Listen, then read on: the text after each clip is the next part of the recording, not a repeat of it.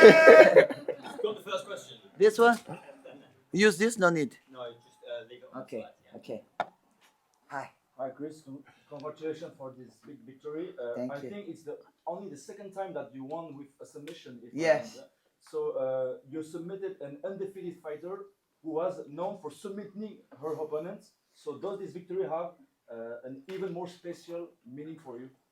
So I trained really hard for this fight. I always train hard, and I never stop training. I think it's important you're getting better and getting your game better. So I always train jiu-jitsu. So I didn't use it much in my fights because I like strike. I like to finish it. But you have to see. People say, Chris, you have more patience. So when you have more patience, you see the different opportunities. And I love it. I love how this mission. We work on this camp for do this, but we're ready for any situation to fight. And my other question is: last time we talked about the evolution of women's MMA, and you said you were very proud of it, especially proud to be still competing on the highest level.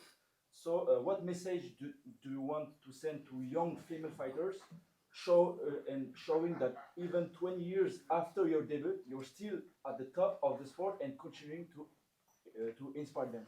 I think the most important number one is be humble, keep it be humble, even if you win a champion. I have a lot of championship fights in my career. I hold more titles than no titles in my career, but I always keep humble in the gym. And I always think I'm the contender number one. I always go to the fight thinking this mindset. My team sometimes they want to take your belt. I say, no, I don't have it. So I think this is motivate you because when you think you know everything, and then you don't stop learning. So I believe like in life, in MMA, same thing. You have to go to the gym, you have to learn it, you have to get in better your game, you have to improve, keep people watch you. And people watching me, I'm 20 years doing this, so I cannot stop it. So I have to keep going, keep learning, and I love it to do. When you love it to do, and it's amazing.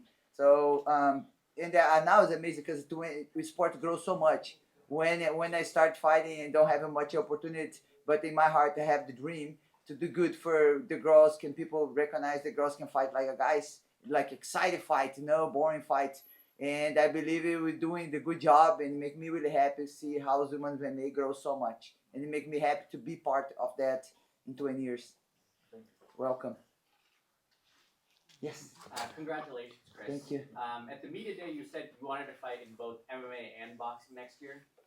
Ideally, who would be your MMA opponent, and is there a weight class or a champion boxing that you're interested in fighting? Usually I never choose my opponent, but for sure, one of my dreams next year is going to be my last year. I'm going to be the Legacy Tour finishing next year to complete 20 years in my career. I would like to make it, maybe have the opportunity to fight for the title in boxing. I've been work on this between the MMA fights. Who's gonna be my team is gonna be ready for this fight for sure. I'm gonna work really hard. I respect all the girls there in boxing, and I'm getting better. I've been training, doing the camp, so I'm ready for this opportunity to show up. And for MMA, I never choose my opponents, but I see like I would like to fight Leon McCourt, but if it don't be possible, for sure Dakota beat all the girls in her division. Maybe this fight can make sense, and we make a plan to make it happen. And I think it's gonna be a great fight to be the last one. Thank you. Welcome. Chris, that was a dominant performance there. Thank you. Obviously, Sarah, she brought her own attacks against you. Obviously, she's quite nifty on the ground. Where would you rank her in terms of the other opponents at championship level that you fought? How would she compare to the other opponents, really? I always respect Sarah at the beginning of my camp. I know she's higher level judo. I know she's beat all the last 4 girls. She beat those top 10 in our division. And I always respect everything because this I did like 12 weeks camping for her and training every day. It's hard. And just the sports grow so much, and you see the girls coming up and strong, better, young. So I'm not getting younger, getting older, but I get smart. I think wisdom. I think this is one of the things I change in my plan, my game too in the fighting. So now not just force the opportunity, but opening up for see the opportunity show up, and I think this is make the difference in my career now. Nice. And you've got such a decorated career, so many belts in different divisions, different weight classes. There's other girls that think they're the greatest combat sports athletes in women's sports, but I want to ask you the question, who is the greatest combat sports athlete in women's sports?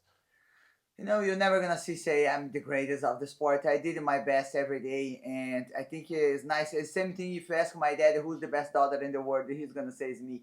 So I believe it, I did a lot for sport, and I always don't think just about me. I think for the grow the sport, grow the sport for the women's MMA, and defense can figure out. But I believe it like this: the best grade of the time is dependent the time. Like this, if you the promoter wanna make money on top of the fighter, he's gonna make put a marketing on their person for make the best. Even if you defense say, nah, I'm not the best, but enforce that because they can make money. I think it's gonna be a lot of difference, the best in the world and the time the promoter can make money on top.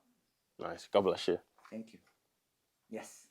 Hello, Cris. Congratulations. Thank you. Your victory. How many more fights do you want to have before potential retirement? You accomplish everything in the sport.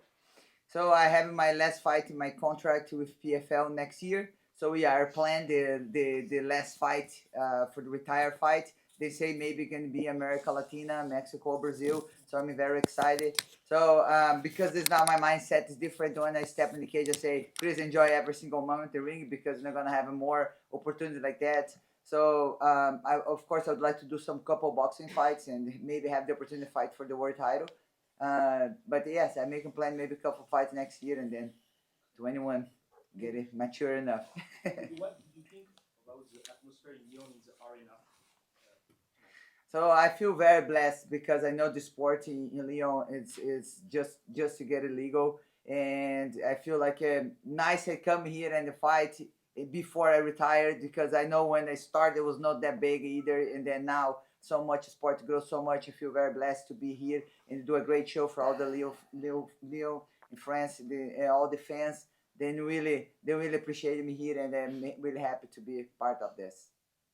Last question. I see you're wearing a T-shirt in the color of Olympique Lyonnais. Is it to honor our city, or do you like really this club? You know, I really like it when I go to the city because I appreciate all the fans. I think everything happened in my career is not just hard work or God with me, but my fans behind me. So we call Cyber Nation, and I know I have a lot of fans in France. So I gave it them for giving some honor for everyone support me my whole career. And it's a pleasure to do this and give support back, the love back for them. Thank you very much. You're welcome. Thank you. I got two questions. You mentioned Leah McCourt. You have beat everybody ranked in the top 10 except for Leah McCourt. Mhm. How would it feel for you to retire beating every single woman ranked in the top 10 before you retired? Means like a lot of hard work. I train really hard for that. I have amazing team around me, help me, support me, and it's different when you have the system behind you and help you go on top. But I never have this in my career. I always fight who somebody put in front of me, and who I didn't fight in my career is because they run away. And then by I was open up for fighting any girls and put in front of me. I'm very thankful to do my best, and I was open for any opportunity. And you already faced off with Leah McCourt, but you also mentioned Dakota at 135. I know the UFC really wanted you to fight at 135. How much time would you need to prepare for that fight? I feel like this. I of course I'd like to fight Leah McCourt. I faced off her. I think she was number one to be fighting when I was in Bellator champion. Dakota, she cleaned up her division. I feel again lighter. I think it started to work on my body. So you guys can see today I'm in the fight, but I don't know how much, but we playing up with my team, and you can see if this can be a realistic happen. So, but it's going to be a great opportunity. Thank you. At 40 years old, is there any secrets? Do you have a secret? What keeps you young? Stem cells. So I believe I always said so. I started training no mixed martial arts but different sport when I was 12 years old, and I was play handball. It's very famous in Europe. And then one of my dreams when I started to play handball and move to Europe to play. But God had the different plan for me. Be a fighter and start training 19 years old. But I always take a very serious training. I'm not party girl. I don't drink. I don't use drugs. My drug is like running every day. So I think no match. When you athlete, you want to be the champion. You have to be a champion life. You have to be different. Sports no, doesn't work, so you have to have a time to sleep right, eat right, environment around you. So I believe in the stem cells for sure. I'm doing stem cells. I think it's going to be like almost 7 years, helping me. I don't have a big injuries in my career, but some injuries I have for sure. I do treatments in Colombia, and stem cells accelerate, and I'm really thankful for all the opportunities. Bioaccelerate. Yeah, I always forget the bio. I'm American in English, guys. I speak Portuguese. Okay. Hi, Cris. It's an absolute pleasure to meet you. You always pick very faith-filled, amazing songs to walk out to. Obviously, they're not always in English. The song you chose today, it would be great for you to recount some of the lyrics and tell us how special that song is to you. That was your original walkout song, was it? You changed it? This fight? No. Yeah, you changed it for this fight? Yeah, the reality like this, when I do my camps, sometimes the promoter asks me, send your music, and then when I'm doing the cut weight and doing the fight, my heart God changed the music. I know make it crazy, but some music with me, and I feel like this. I can when I'm fighting now is I want people not just to see Cyborg walk off the belt. I want them feel me every day. So the fire I have inside my heart. So this is I want to share when I step in the arena, and then this is my pleasure, bring the people a light for the people. So when I'm fighting, just for me to make a difference, but I want to touch people's hearts around me, and I'm not just be remembering people. I'm the champion. I hold on so many titles in my career because this is go bad, change the names, change for people, but do good things, be a good example, and bring the real seed. Yeah, it's for me is Jesus Christ, the real savior. So because it's I share. Amazing to hear. Thank you. Thank you. Thanks, everyone. Thank you. Hey, thank you guys. Bonjour.